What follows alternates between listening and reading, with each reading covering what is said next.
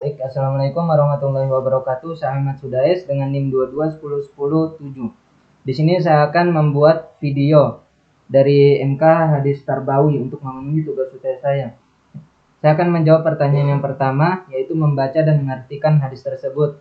Hadisnya berbunyi, man taraka ramya ba'da ma'alimahu rokbatan anhu fa innahu ni'matahu kafaroha, yang artinya barang siapa yang meninggalkan memanah setelah ia mengetahuinya karena tidak senang kepadanya, maka sesungguhnya hal tersebut adalah kenikmatan yang ia tinggalkan atau ia berkata yang ia ingkari.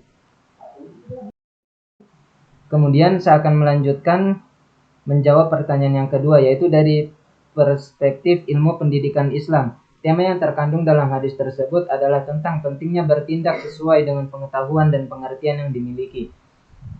Hadis tersebut menekankan bahwa seseorang yang meninggalkan suatu kewajiban setelah mengetahui dan memahaminya dengan sengaja, maka perbuatan itu merupakan pengkhianatan terhadap nikmat yang Allah telah berikan berupa pengetahuan. Kemudian saya akan menjawab pertanyaan yang ketiga, yaitu biografi dari periwayat hadis, yaitu Abu Hurairah. Abu Hurairah dilahirkan tahun 19 sebelum Hijriah.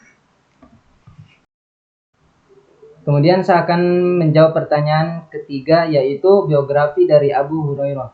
Abu Hurairah dilahirkan tahun 19 sebelum Hijriah. Kemudian saya akan menjawab pertanyaan yang ketiga, yaitu biografi dari Abu Hurairah.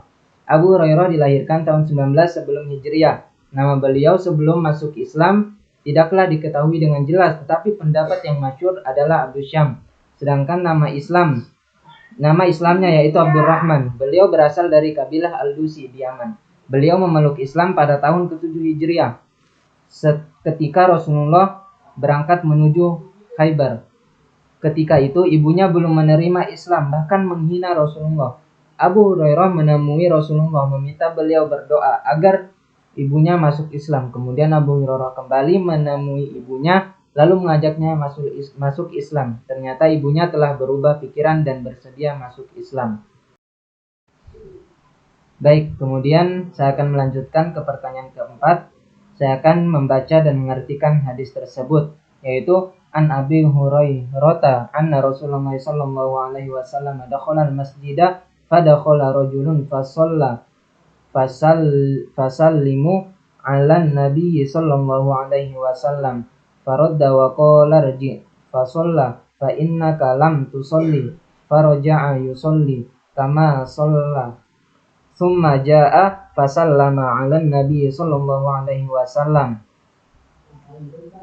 faqala rji fasalli fa innaka lam tusalli salasan faqala wallazi ba'atsaka bil haqqi ma ahsinu ghayrahu fa'allamni faqala iza kumta ila sholati fakabbiru thumma qra ma tabassara ma'aka minal qur'an summarka hatta tatma'inna raki'an summarfa hatta ta'dila qa'iman summasjudu hatta tatma'inna sajidan summarfa hatta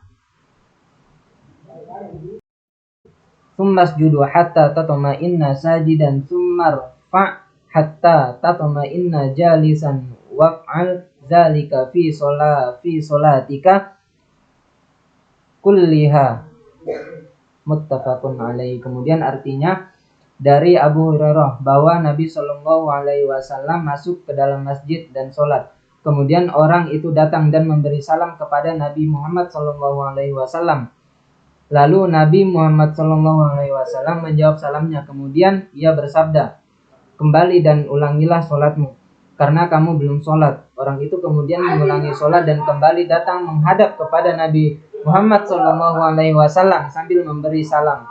Namun beliau kembali bersabda, kembali dan ulangi sholatmu karena kamu belum sholat. Beliau memerintahkan orang ini sampai 3 kali dan akhirnya sehingga ia berkata, demi zat yang mengutus Tuhan dengan kebenaran, aku tidak bisa melakukan yang lebih baik dari itu, maka ajarilah aku. Beliau pun bersabda, jika kamu mengerjakan sholat maka bertakbirlah, lalu bacalah ayat yang mudah dari Al-Quran. Kemudian rukuklah hingga benar-benar rukuk dengan tenang. Lalu bangkitlah dari rukuk hingga kamu berdiri tegak. Kemudian itu sujudlah sampai benar-benar sujud. Lalu angkat kepalamu untuk duduk hingga benar-benar duduk. Setelah itu sujudlah sampai benar-benar sujud. Kemudian lakukanlah seperti cara tersebut di seluruh sholat pada rokaatmu. Baik, kemudian saya akan menjawab pertanyaan terakhir, yaitu pandangan ilmu pendidikan kontemporer terhadap metode yang digunakan oleh Nabi Muhammad SAW dalam mengajarkan sholat memiliki relevansi yang besar dalam konteks pembelajaran Islam secara khusus. Teori pembelajaran Islam menyoroti beberapa prinsip yang tercermin dalam tindakan Nabi. Yang pertama, pemodelan. Nabi Muhammad tidak hanya memberikan instruksi, tetapi juga menunjukkan secara langsung bagaimana melakukan sholat dengan mempraktikkannya sendiri. Ini menciptakan pemahaman yang lebih dalam. Melalui contoh langsung. Kemudian yang kedua, pembinaan kemampuan atau tarbiyah. Jadi Nabi Muhammad SAW tidak menyalahkan langsung, tetapi memberikan arahan berulang-ulang dengan penuh kesabaran. Perkataan ini menunjukkan pemahaman akan kebutuhan individu untuk pembinaan dan bimbingan yang berkelanjutan dalam pembelajaran. Salam. Baiklah, itu tadi video saya untuk memenuhi tugas dari Bapak Agus. Saya ucapkan banyak-banyak terima kasih.